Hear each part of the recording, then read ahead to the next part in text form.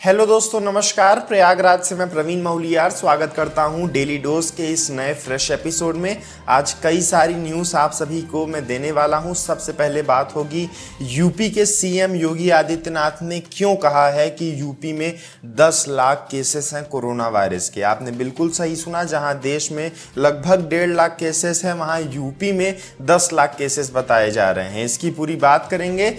फिर आपको बताऊंगा मैं भारत गैस के बारे में। भारत गैस आप सभी के लिए एक नया ऑफर लाया है, एक नई सुविधा लाई है। देश के 7 करोड़ ग्राहकों को आराम मिलने वाला है इस नए फीचर से, तो सुनिएगा जरूर अगर आप भारत गैस का सिलेंडर इस्तेमाल करते हैं। फिर हम बात करेंगे एक नए विवाद के बारे में। WHO और इंडिया पहली बार आमने सामने आए हैं। इनके विचार एक दूसरे से सहमत नहीं कर रहे हैं। अमेरिका के साथ ऐसा होता आ रहा था, लेकिन इंडिया भी अब इस खेल में शामिल हो चुका है WHO की बात को न मानने का। आइए इस वीडियो में सारी बात करते हैं विस्तार से। लेकिन सबसे पहले आज का क्वेश्चन ऑफ द डे। सवाल काफी आसान है। कनाडा देश का कैपिटल क्या है? Which city is capital of Canada country? Comment में अपना अपना जवाब लिखें। यूपी के सीएम योगी आदित्यनाथ ने संडे की शाम फेसबुक लाइव के एक सेमिनार में कुछ बातें बताई लोगों को। करीब 38 मिनट के इस वेबिनार में उन्होंने बताया कैसे गवर्नमेंट लड़ रही है कोरोना वायरस से, क्या क्या प्लानिंग है। इस वीडियो को बाकायदे ट्वीट भी किया गया और इस वीडियो में योगी जी का दावा है कि मुंबई से आ रहे जितने वर्कर्स हैं उनमें से 75% लोग इन्फेक्टेड हैं कोरोना वायरस से। दिल्ली से आए जितने वर्कर्स हैं उनमें से 50% लोग कोरोना वायरस से इन्फेक्टेड हैं और बाकी स्टेट से आए जितने लोग हैं उनमें से 25% माइग्रेंट वर्कर्स कोरोना वायरस से इन्फेक्टेड। इनका दावा सिर्फ इतना ही था। आंकड़ों पे नजर डालें तो अभी तक 25 लाख लोग यूपी में आए हैं। प्रियंका गांधी ने इस बयान पर अपना जवाब दिया। उनका कहना है कि लगभग 25 लाख लोग यूपी में अभी तक आए हैं और अगर योगी जी के कैलकुलेशन के हिसाब से देखें तो 10 लाख लोग पीड़ित हैं उत्तर प्रदेश में। तो फिर क्यों सरकार कह रही है कि उत्तर प्रदेश में केवल 6-7 हजार ही कोरोना वायरस के केसेस हैं और पूरे देश में केवल 1.5 लाख ही कोरोना वायरस के केसेस हैं, जबकि योगी जी का कहना है कि इतने लोग पीड़ित हैं, इतने लोग कोरोना वायरस से संक्रमित हैं और यूपी में आ चुके हैं। तब तो आंकड़े कुछ और होना चाहिए। अब योगी जी ने सियासत के लिए ऐसा कहा या फिर उनसे भूल चूक हो गई, इस बात का उन्हें जवाब देना चाहिए, क्योंकि जनता बड़ी असमंजस में आ चुकी है इस बात को लेकर। अब हम जान लेते हैं कोरोना वायरस से जुड़े अपडेट्स। अभी तक देश में 1,51,700 मामले आ चुके हैं। ठीक होने का रेशियो 42% है अभी हमारे देश में, जो कि और देशों के मुकाबले ज्यादा बेहतर है। रिकवरिंग काउंट ज्यादा अच्छी है। मरने वालों की संख्या अभी तक 4,337 हो चुकी है और पिछले 24 घंटों में अभी भी 6,000 के ऊपर केसेस हमें देखने को मिल रहे हैं। दुनिया की बात करें तो टोटल केसेस 55 लाख दाग चुके हैं और इनमें से 23 लाख लोग अभी तक रिकवर किए हैं। यूएस की बात करें तो 98,000 लोगों ने जान गंवाई है केवल और केवल एक ही देश के अंदर। क्राइम पेट्रोल, मेरी दुर्गा, लाल इश्क जैसे सीरियल्स में एक्ट्रेस थी प्रेक्षा मेहता। मैंने थी शब्द का प्रयोग इसलिए किया क्योंकि कल इन्होंने सुसाइड कर लिया। इनकी उम्र 25 साल की थी। इंदौर मध्य प्रदेश से ये बिलोंग करती थी। सुसाइड करने की वजह इन्होंने सुसाइड नोट में लिखी कि इनके ड्रीम्स टूट गए हैं। इन्होंने जितने सपने देखे थे कि काम करके आगे बढ़ेंगे, वो सब सपने चकनाचूर हो गए हैं। इंस्टाग्राम पे इन्होंने पोस्ट भी डाला था कि worst thing is dying of dreams, और ये सब चीजें कोरोना वायरस के चलते, लॉकडाउन के चलते। क्या इनका सुसाइड करना सही था? मेरे ख्याल से नहीं, क्योंकि ये मुश्किल की घड़ी सबके लिए है, ना ही केवल इंदौर के निवासियों के लिए, मध्य प्रदेश के लोगों के लिए, भारत देश के लोगों के लिए, पर पूरी दुनिया इस समय कोरोना वायरस से झेल रही है। केवल लोगों का काम नहीं छिन रहा है, बल्कि लोग अपने घर नहीं पहुंच पा रहे हैं, भूख के चलते मर रहे हैं।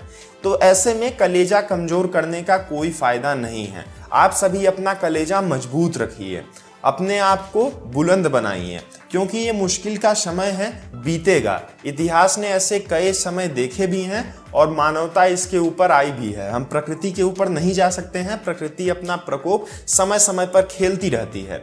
इसलिए अगर आपका भी मन छोटा हो रहा है लॉकडाउन के इस समय में, कोरोना वायरस के इस महामारी में, तो बिल्कुल भी अपना मन छोटा न करिए। अपने काम की ओर ध्यान दीजिए। काम नहीं है तो कुछ नया सीखने का प्रयास कीजिए। इंटरनेट की सहायता लीजिए।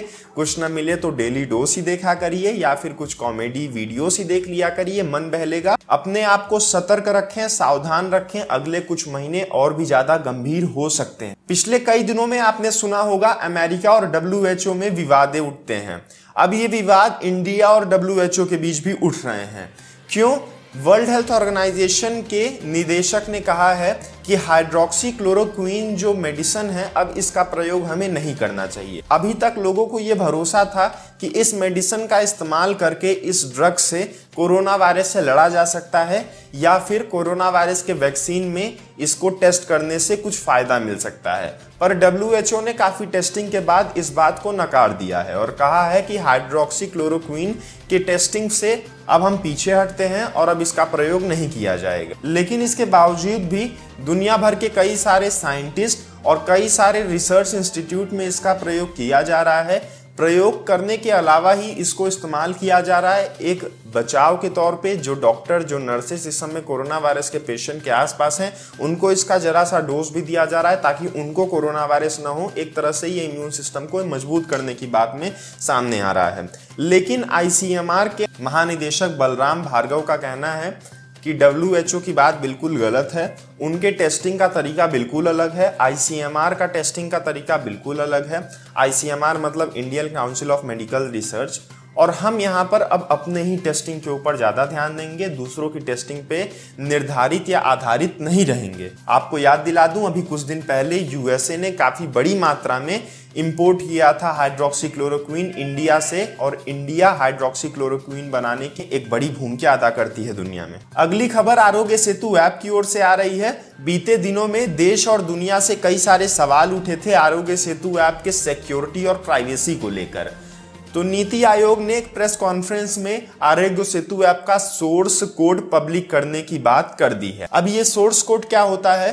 सोर्स कोड वो प्रोग्रामिंग लैंग्वेज होती है या फिर वो कोडिंग होती है जिसपे कि इस ऐप को बनाया जाता है। आप सब जानते हैं एंड्रॉइड ऐप्स, iOS ऐप्स या फिर वेबसाइट्स को बनाने के लिए कोडिंग का इस्तेमाल किया जाता है। सॉफ्टवेयर प्रोग्राम्स को बनाने के लिए कोडिंग का इस्तेमाल किया जाता है और वो जो कोडिंग रिटन फॉर्मेट में है उसी को सोर्स कोड कहते हैं। एक बार सोर्स कोड को पब्लिक अगर कर दिया जाए तो दुनिया और देश से कई सारे जिज्ञासु लोग, जानकार लोग या फिर हैकर्स देख सकेंगे कि इस सोर्स कोड में क्या खामियाजा है या फिर क्या कमी है। अगर कमी वो बताते हैं तो नीति आयोग उनको कुछ इनाम भी देगी और उसको ठीक भी करेगी। लगभग सारी बड़ी कंपनीज ऐसा करती हैं ताकि लोगों के बीच एक ट्रस्ट भी बना रहे और उसके साथ जो कमी रहे वो सुधारी भी जा सके। आरोग्य सेतु ने ये काम करके काफी अच्छा किया। इससे वो अपनी साफ मंशा को जाहिर करते हैं।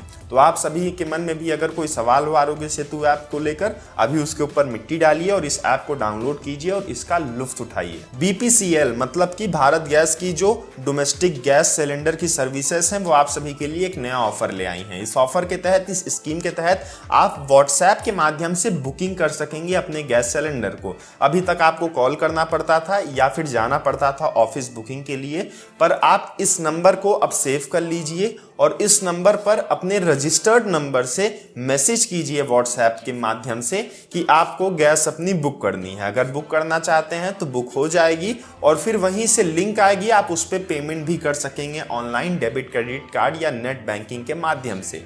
ये काफ़ी आसान प्रक्रिया है। भारत गैस का कहना है कि देश में 7 करोड़ 10 लाख से भी ज़्यादा यूजर्स हैं भारत गैस के, और व्हाट्सएप के तो बहुतायत यूजर हैं। तो अगर इन दोनों सर्विसेज को मिला दिया जाए तो बेहतर सुविधा हो सकेगी ग्राहकों के लिए। आप सभी की जानकारी के लिए बता दूं कि लॉकडाउन में गैस सिलेंडर्स सस्ते भी हुए हैं। अगली खबर BSNL कंपनी की ओर से है। BSNL ने एक नए प्लान का अनाउंसमेंट किया है। ये प्लान कॉलिंग के लिए है, ना कि इंटरनेट सर्विसेज के लिए। लॉन्ग टर्म का ये प्लान है। लगभग 2 साल के समय तक आप अनलिमिटेड कॉलिंग कर सकेंगे। इसकी कीमत भी आपको देनी पड़ेगी। 2399 रुपये अगर आप अदा करते हैं तो फिर आप सभी 600 दिन तक अनलिमिटेड कॉलिंग सर्विसेज का लुत्फ उठा पाएंगे। 100 SMS आपको डेली के लिए मिलेगा और यहाँ पर कोई इंटरनेट डेटा आपके लिए नहीं है। तो जो लोग BSNL सिम का इस्तेमाल करते हैं कॉलिंग के लिए, इनकी संख्या बहुतायत में है, मैंने नोटिस किया है। तो आप इस प्लान का इस्तेमाल कर सकते हैं, रिचार्ज कर सकते हैं। लॉन्ग टर्म में प्लान की कीमत सस्ती हो जाती है। अब बीएसएनएल की बात की है तो जियो के बारे में भी बता देता हूं। जियो मार्ट नाम का एक नया सर्विस चालू किया था जियो ने अभी से 6 महीने पहले। नवी मुंबई के इलाके में, थाने इलाके में इसको चालू किया गया था 6 महीने के लिए ट्रायल बेसिस पे, और वहां लगभग ये सक्सेसफुल है। लॉकडाउन के इस टाइम में 200 शहरों में इसको एक्टिव कर दिया है। जियो मार्ट मुंबई, पुणे, बेंगलुरु, हैदराबाद, कोलकाता जैसे महानगरों में भी चालू हो चुका है। ये जियो मार्ट है क्या? व्हाट्सएप के माध्यम से आप अपने घर के पास की जो किराना की दुकान है वहां से सामान मंगा सकते हैं, या फिर सामान बुक करेंगे तो वहां जाके ले सकते हैं। लॉकडाउन के टाइम में ज्यादा आपको खड़ा भी नहीं रहना पड़ेगा दुकान पे कि भैया ये सामान निकाल दो, ये सामान निकाल दो। आप सिंपली अपने व्हाट्सएप को ओपन कीजिए, जियो मार्ट का एक नंबर रहेगा, उस पर आपके नजदीकी दुकान रहेंगे, या फिर आप जो वहां पर लिस्ट बना के भेजोगे, जो भी प्रोसेस है आप उसको समझ जाइए। मैंने इसके ऊपर एक पूरी वीडियो बनाई है, आप उसको चेक कर सकते हैं ऑलरेडी। और फिलहाल ये सर्विस 200 शहरों में लाइव है, आप इसका इस्तेमाल कर सकेंगे। बस दोस्तों, आज के इस वीडियो में इतनी खबरें थी। मुझे उम्मीद है आज का ये वीडियो आपको पसंद आया होगा। मुझे आप इंस्टाग्राम पे जरूर फॉलो कीजिएगा, डिस्क्रिप्शन में लिंक प्रोवाइड कर दूंगा। हिंदुस्तानी_हेल्पर आप सर्च कर सकते हैं। ऐसे में हम लाइव बातें कर सकेंगे। इंस्टाग्राम पे अक्सर लाइव आता हूं। अभी के लिए दीजिए मुझको इजाजत। जय हिंद, जय भारत।